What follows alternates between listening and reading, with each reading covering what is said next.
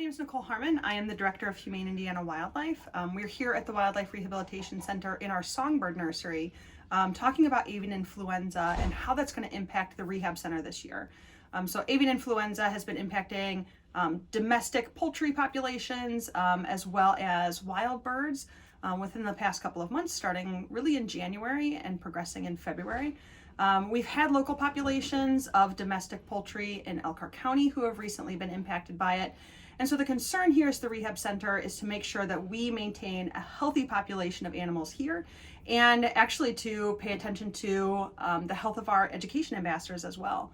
We know that waterfowl serve as reservoirs for avian influenza and can survive it and be just fine. But bird of prey populations are impacted in a way that it's roughly 90% fatal to them. We want to make sure that we are able to remain open to taking in animals here.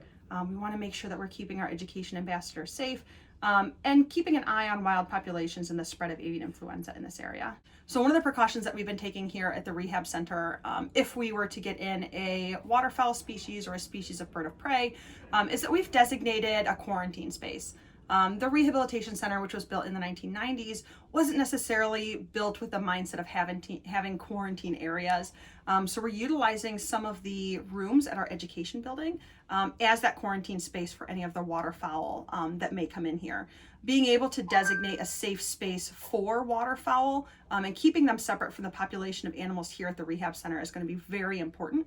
What that means then is that our intake procedures have changed just a little bit. We're encouraging people to call prior to bringing animals in. We're encouraging people to call from the parking lot when they have an animal that's being admitted.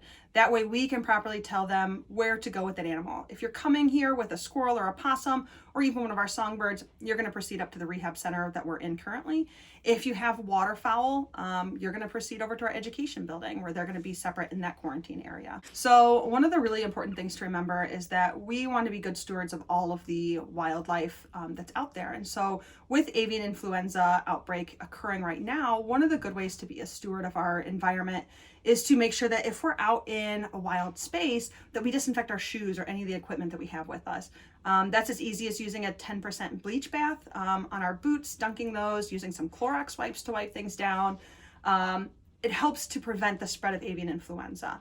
If somebody has domestic chickens at home or they have ducks, it's really important right now to cover your coops, maybe keep everybody contained. That's going to be really important. Preventing wild birds from flying into that enclosed space, and then preventing any wild birds who may be flying over from actually defecating inside.